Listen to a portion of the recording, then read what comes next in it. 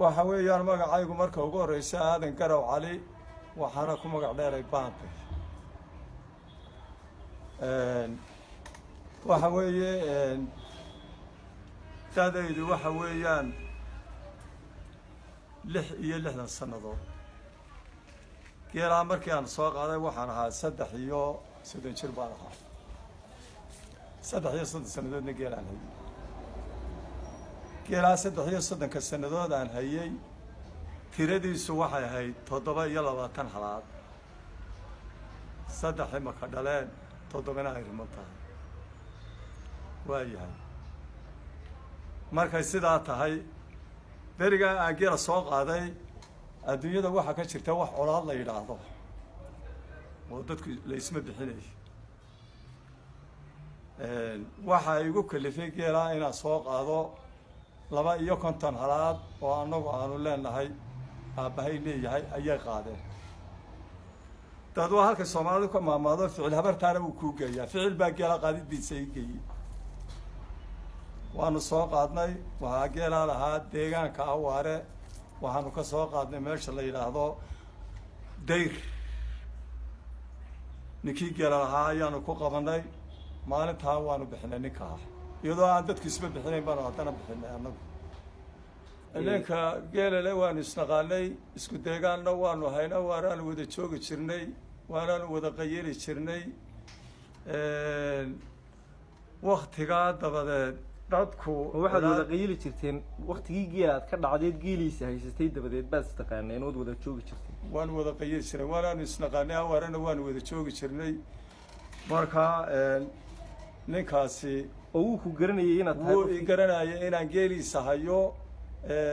horena markii intii aan geela qaadinna waanu isnaqaanay markii aan geela soo qaadana de waanu sii baranayba waanu wada qayeli jirnay awaaraanu wada joogi jirnay isku deegaan baanu ahay haddii beedankeeda leeyahay sidaas ayaanu isu naqaanay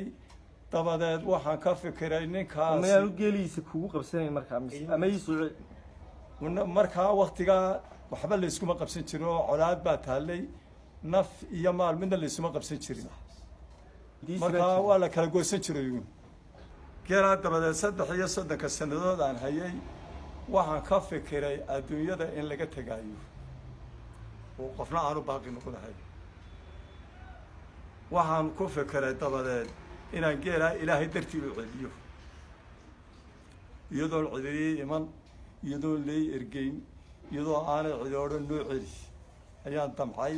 inaan ilaahay dartii u celiyo waa iga soo goday ilaahay dartii baan u celiyey cidi waxa kugu siiso amahan lagugu ammaano umaan celin ilaahay dartii ayaan u celiyey markay sidaa tahay markii aan damcay geelaa inaan celiyo ciddii geelaa lahayd fariin baan u faray geelaasi weyga celis baan idhi soo doontaan idhi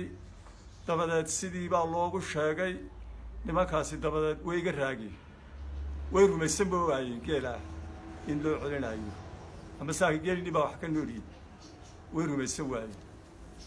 bil iyo 2 iyo 10 habeen ayaanu intaa telefoonka ka wada hadlaynay oo la hayga soo doonta geela way ima waay way soo dhaqaaq waayeen dad habeenkii dambaa fikiray waxaan ku firay geelaa haddii ay markay nimankii soo doono waayeen inaan maxkamadda degmada Daro ku shubo ayaan goostay waayahay dabadeed iyagii baan war ku celiyey waxaan ku idhi aroorta marka laga bilaabo geelaa maxkamadda degmada Daro baan geenayaa haddaa wima weydii maalintaasay ayay soo amba baxeen way noo yimaadeen waanu fadhiisinay waanu soornay haddii beedankeeda leeyahay dabadeed markii aanu soornay tirada geela waxaanu haynay baanu u sheegay waxaan ku idhi geelaa 3 iyo 3 sannadood aan hayay wixii naga baxay ma noo xalaalayseen waanu idiin xalaalinay bayna aakhiriya adduunka midna waa laydinma raaco waanu idinka saamaxnay wixii geelaa idinkaga baxay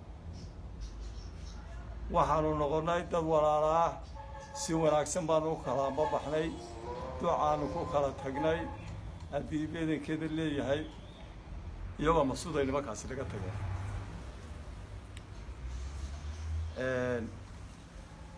markay sidaa tahay dadka walaalahayaa waxaan ku guubaabinayaa dhac badan bay kala haysaa intanoo keliya maaha kumaa kumxanaad baa la kala hayaa waxaan dadka walaalahay ku guubaabinayaa wixii ay kala hayso ee dhaca inay isu celiso oo islaamnimo iyo walaalnimo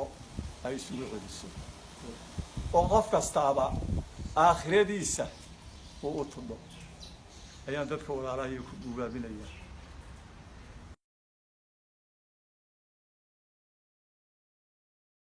أحدكما عيارو إما أجيده وحناي إلهي أسميرو